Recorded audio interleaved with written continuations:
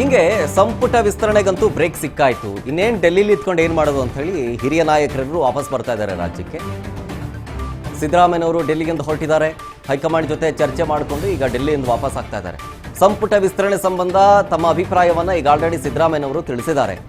ತಮ್ಮ ಆಪ್ತರಿಗೆ ಸಂಪುಟದಲ್ಲಿ ಸ್ಥಾನ ಕೊಡಿಸಬೇಕು ಅಂತ ಹೇಳಿ ಸಿದ್ದು ಮನವಿಯನ್ನು ಮಾಡ್ಕೊಂಡಿದ್ದಾರೆ. ಜುಲೈ 20ನೇ ತಾರೀಕಿನ ನಂತರ ಮತ್ತೆ ಡೆಲ್ಲಿಗೆ ಪ್ರಯಾಣವನ್ನು ಬೆಳೆಸೋ ಸಾಧ್ಯತೆ ಇದೆ. ರಾಹುಲ್ ಗಾಂಧಿ, ಎಐಸಿಸಿ ಅಧ್ಯಕ್ಷ ಮಲ್ಲಿಕಾರ್ಜುನ ಖರ್ಗೆ ಅವರ ಸಮ್ಮುಖದಲ್ಲಿ ಸಚಿವ ಸಂಪುಟದ ಫೈನಲ್ ಪಟ್ಟಿ ಅವತ್ತೇ ರೆಡಿ ಆಗ್ಬೋದು. ಅಂದರೆ 20ನೇ ತಾರೀಕು ಅಂತಂದರೆ ಏನು ತುಂಬ ದೂರ ಇಲ್ಲ, ಇನ್ನೊಂದು 3 ದಿನ ಅಷ್ಟೇ.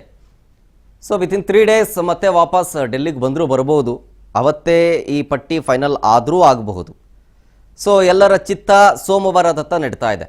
ಸೋಮವಾರ ಡೆಲ್ಲಿಗೆ ಹೈಕಮಾಂಡ್ ನಾಯಕರು ಕರೀತಾರ, ರಾಜ್ಯ ನಾಯಕರನ್ನು, CM ಮತ್ತು ಸಿದ್ದರಾಮಯ್ಯನವರನ್ನು ಕೂಡ ಇಬ್ಬರನ್ನು ಕರೀತಾರ. ಕರೆದು ಅವತ್ತೇ ಪಟ್ಟಿ ಫೈನಲ್ ಮಾಡ್ತಾರಾ, ರಿಲೀಸ್ ಮಾಡ್ತಾರಾ.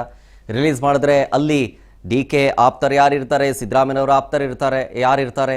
ಅದಾದಮೇಲೆ ಈ ಹಿಂದೆ ಸಿದ್ದರಾಮಯ್ಯನವರ ಸಚಿವ ಸಂಪುಟದಲ್ಲಿ ಇದ್ದವ್ರಿಗೆ ಚಾನ್ಸ್ ಸಿಗುತ್ತಾ ಇಲ್ವಾ?